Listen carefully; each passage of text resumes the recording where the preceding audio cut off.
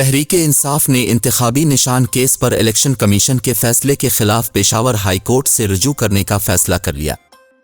तहरीक-ए-इंसाफ के मरकजी तर्जुमान मुअज़्ज़म बट ने जियो न्यूज़ से गुफ्तगू में कहा कि इलेक्शन कमीशन की जानिब से इंतखाबी निशान वापस लेने के खिलाफ कल पेशावर हाई कोर्ट जाएंगे। केस से मुताल्लिक पिटीशन तैयार कर ली है।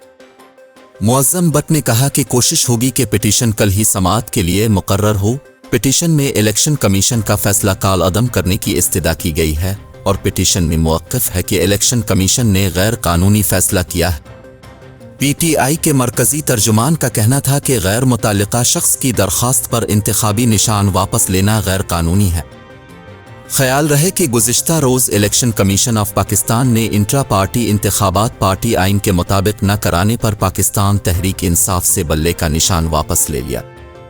गुज़िश्ता दिनों इलेक्शन कमीशन ऑफ पाकिस्तान ने अल पाकिस्तान मुस्लिम लीग APML की रजिस्ट्रेशन ख़त्म कर दी थी और इंतखाबी निशान उक़ाब भी वापस ले लिया था।